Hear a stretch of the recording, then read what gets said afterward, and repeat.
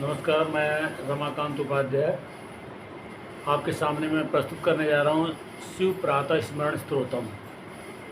जो मनुष्य सुबह भगवान शिव को इस मंत्र के द्वारा स्मरण करता है उसको जीवन के समस्त कष्टों से निवारण मिलता है एवं आने वाले उसके जीवन में सुख समृद्धि और शांति मिलती है।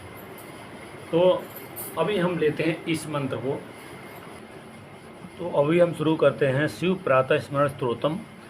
प्रातः स्मरामो भवभीतिहरं सुरेशं गंगाधरं विषवाहनम् अम्बिकेशं खड्वांगशूलवरदाभयहस्तमीशं संसाररोगहरमोऽस्तं द्वितीयं प्रातर्नमामि गिरिशं गिरिजादेहं सर्गस्थितिप्रलयकारणमादिदेवं विश्वेश्वरं विश्वमनोविरामं संसारोगहरमौषधं द्वितीयं प्रातर्भजामि शिवमेकमनन्तमाद्यं वेदान्तवेदमनघं पुरुषं महान्तं नामादिभेदरहितं खड्भावशून्यं संसाररोगहरमौषधं द्वितीयं प्रातः समुत्थाय शिवं विचिन्त्य श्लोकत्रयम् अनुदिनं पठन्ति ईदुकजातं बहुजन्मसञ्चितं हित्वां पदं यान् तदैव शम्भो।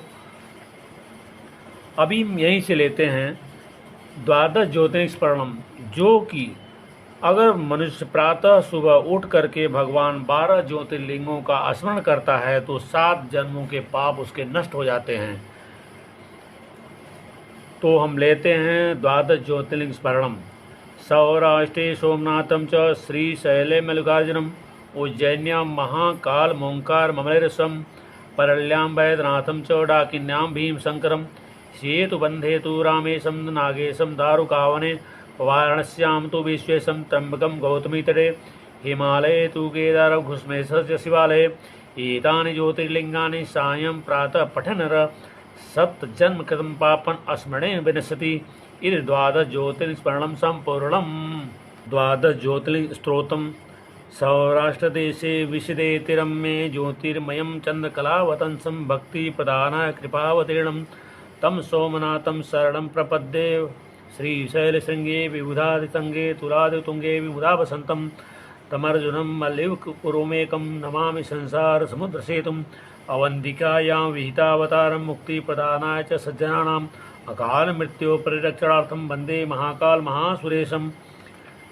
कावेरिका नर्मदयो पवित्रे समागमे सज्जनतारणाय सदैव मान्धात्पुरे वसन्तमोङ्कारमिशं शिवमेघमीडे पूर्वोत्तरे पुरजलिका निधाने सदा वसन्तं गिरिजासमेतं सुरासुराराधितपादपद्मं श्रीवैद्यनाथं तमहं नमामि। याम्ये सदङ्गे नगरे तिरम्ये विभूषिताङ्गं विविधैः भोगैः सद्भक्तमुक्तिपदमीशमेकं श्रीनागनाथं शरणं प्रपद्ये।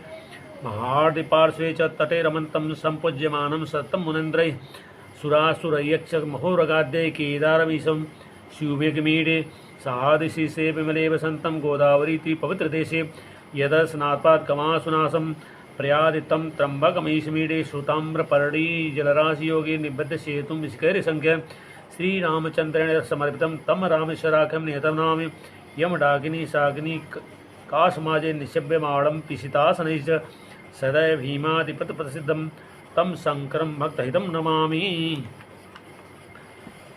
सानन्दमानन्दवरे वसन्तमानन्दकन्दं हतपापवृन्दं वाराणसीनाथमनाथनाथं श्रीविश्वनाथं शरणं प्रपद्ये। इलापुरे रम्यविशालकेऽस्मिन् समुल्लसन्तं च जगद्दरण्यं वन्दे महोदात्वरस्वभावं कृष्णस्राख्यं शरणं प्रपद्ये। ज्योतिर्मय द्वादशलिङ्गानां शिवात्मनां प्रोक्तमिदं क्रमेण स्तोत्रं पठित्वा मनज्योतिभक्त्या फलं तदालोक्य निजं भजेच्च। इति द्वादश ज्योतिर्स्मरणं स्तोत्रं सम्पूर्णम्। द्वादश ज्योतिर्लिंग स्तोत्रम में इस श्लोक के अंदर क्या बताया गया है आपको मैं अर्थ को भी पढ़कर सुना रहा हूँ। जो अपनी भक्ति प्रदान करने के लिए अत्यंत रमणीय तथा निर्मल सौराष्ट्र प्रदेश काठियावाड़ में दयापूर्वक अवतीर्ण हुए हैं, चंद्रमा जिनके मस्तक का आभूषण हैं, उन ज्योतिर्लिंग स्वरूप भगवान श्री सोमनाथ की शरण में मैं जाता हूँ, जो ऊंचाई के आदर्शभूत पर्वतों से भी बढ़कर ऊंचे श्री शैल के शिखर पर, जहाँ देवताओं का अत्यंत समागम होता रहता है, प्रसन्नतापूर्वक निवास करते हैं तथा जो संसार सागर से पार कराने के लिए पुल के समान है, उन एकमात्र प्रभु मल्लिकार्जुन को मैं नमस्कार करता हूँ। संत जनों को मोक्ष देने के लिए जिन्होंने अवंतीपुरी उज्जैन में अवतार धारण किया है, उन महाकाल नाम से विख्यात महादेव जी को मैं अकाल मृत्यु से बचने के लिए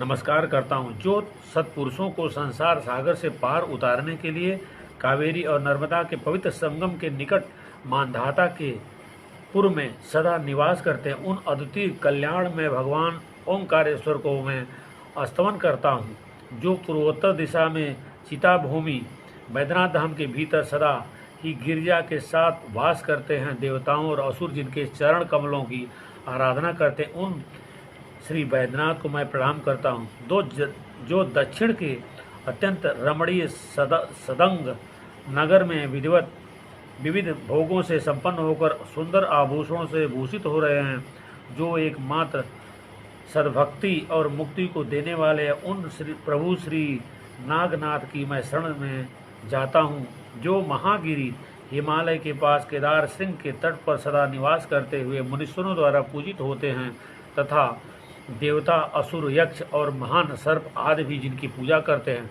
उन एक कल्याण कारक भगवान केदारनाथ मैं स्तवन करता हूँ, जो गोदावरी तट के पवित्र देश में सहृद पर्वत के विमल शिखर पर वास करते हैं, जिनके दर्शन से तुरंत ही पातक नष्ट हो जाता है। उन श्री त्र्यंबकेश्वर का मैं स्तवन करता हूँ, जो भगवान श्री रामचंद्र जी के द्वारा ताम्रपर्णी और सागर के संगम में अनेक बाणों द्वारा पुल बांध कर स्थापित किए गए। उन श्री रामेश्वर को मैं नियम से प्रणाम करता हूँ, जो डाकनी और शाकनी वृंद में प्रेतों द्वारा सदैव सेवित होते हैं। उन भक्त हितकारी भगवान भीम शंकर को मैं प्रणाम करता हूँ,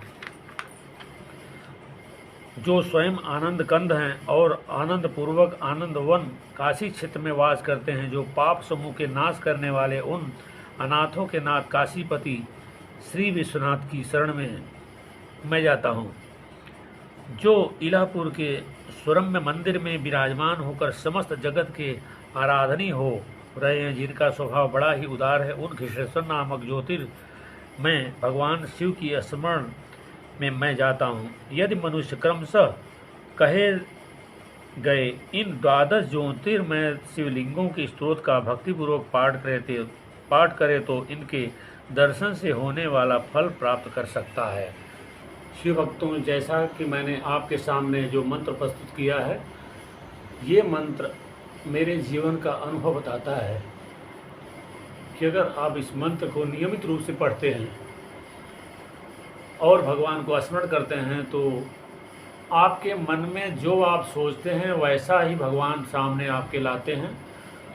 आपके मन में किसी प्रकार की कामना हो, किसी प्रकार का कठिन समस्या हो, निश्चित रूप से सफलता मिलेगी। ये मेरा चैलेंज है, भगवान के प्रति विश्वास है।